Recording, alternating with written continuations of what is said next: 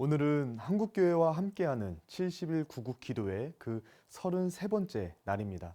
설 명절임에도 어김없이 기도의 자리를 찾아서 말씀 따라 나라와 민족을 위해 기도하는 여러분들에게 하나님의 은혜와 평강이 함께하시길 축복합니다. 우리에게 새해는 보통 새로운 해가 떠오르는 아침의 이미지가 함께하죠. 그런데 이스라엘의 새해는 오히려 해가 뉘어지는 저녁의 이미지와 함께 시작되는 거 아세요? 이스라엘 사람들은요, 성경 창세기 1장에서 하나님이 하루를 규정하실 때 저녁이 되고 아침이 되니라는 말씀을 사용하셨기 때문에 이 사람들은 아직까지도 해가 지는 저녁을 하루의 시작으로 본다고 합니다. 그래서 새해의 시작도 자연스럽게 해가 지는 저녁을 새해의 시작으로 보고 있죠.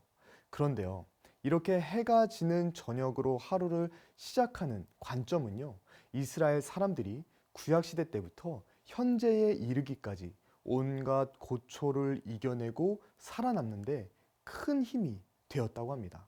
애굽의 노예 때나 바벨론의 포로 시대, 그리고 로마의 압제와 독일의 나치 수용소까지 그들이 그 모진 고통과 고난의 시기들 가운데에서도 그렇게 끈질기게 살아남고 국가를 유지할 수 있었던 힘, 그것은 바로 지금 현실은 해가 지는 것처럼 어둡지만 하나님의 은혜의 해는 반드시 다시 떠오른다 라고 하는 성경적 희망의 DNA가 그들 속에 있었기 때문이라는 거예요.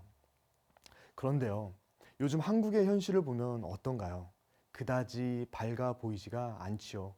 장기화된 코로나와 오랜 경기 침체로, 그리고 신뢰할 만한 리더가 많지 않다는 우리의 현실이 암담하게 느껴지기도 합니다.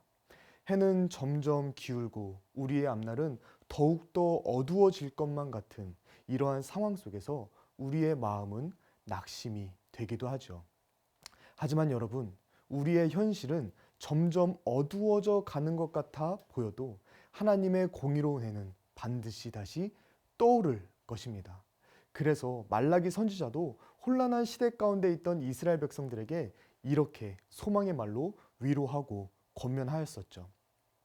내 이름을 경외하는 너희에게는 공의로운 해가 떠올라서 치료하는 광선을 비추리니 너희가 나가서 외양간에서 나온 송아지같이 뛰리라. 아멘. 할렐루야. 하나님을 경외하는 사람들에게는 그들의 현실이 아무리 어두울지라도 반드시 하나님의 공의로운 해가 떠올라서 치유의 역사, 회복의 역사, 그리고 은혜의 역사를 이루실 것이라는 말씀입니다. 그리고 이것은 지금 우리에게도 동일하게 적용되는 말씀이죠. 우리가 하나님을 경외하고 하나님 앞에 겸비하여서 금식하고 회개하며 기도할 때 하나님은 우리의 기도를 들으시고 반드시 공의로운 해를 우리에게 비춰주실 것입니다. 그리고 하나님은 어두운 이 땅을 비추시고 고치시고 다시 새롭게 다시 온전하게 하실 줄로 믿습니다. 어두워져만 가는 이 시대 가운데 우리에게 공의로운 해를 비추실 우리 하나님을 기대하고 소망하면서 계속해서 기도로 나아갈 수 있는 저와 여러분들이 다 되시길 우리 예수님의 이름으로 축복합니다. 살아계신 하나님 아버지, 어두워져만 가는 이 시대 가운데에 우리가 의지할 분은 하나님 한 분밖에 없음을 고백합니다.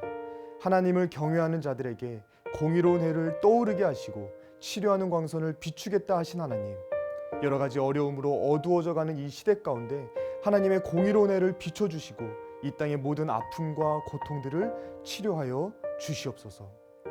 우리에게 은혜의 해를 비춰주실 하나님께 감사와 찬송 영광 올려드리며 살아계신 우리 주 예수 그리스도의 이름으로 간절히 기도 올리옵나이다. 아멘.